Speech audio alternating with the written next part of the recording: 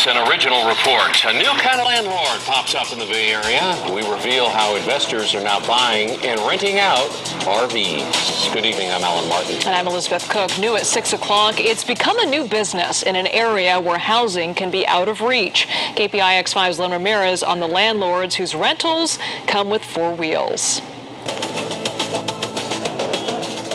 On any given day here on El Camino Real in Palo Alto, there are dozens of RVs parked on the curb. Many are occupied by homeless people. Others occupied by people who work in the area but live outside the area and don't want to commute. And now there's a third category, people who rent RVs from a new style of landlord that apparently is cashing in on the housing crisis.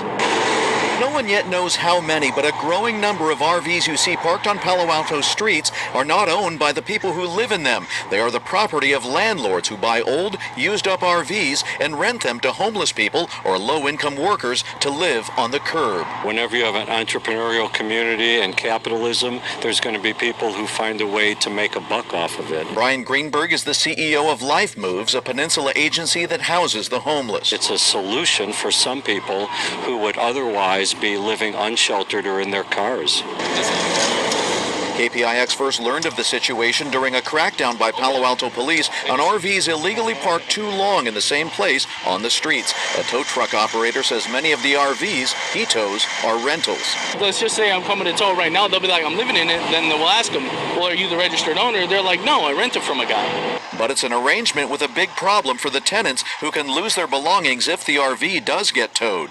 So they're not even legally the registered owner of it when they can't even claim the property out of it until they get the owner to come out there and help them out. Well, in the last several months, the police department has received a definite increase in complaints with RVs along the El Camino corridor as well as other neighborhoods in Palo Alto.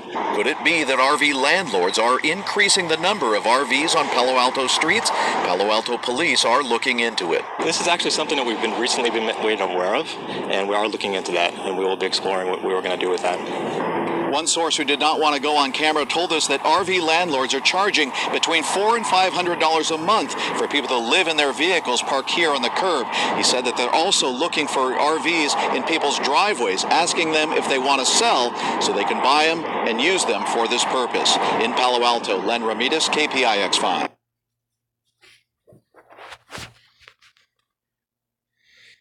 Now an update on an important fishing story.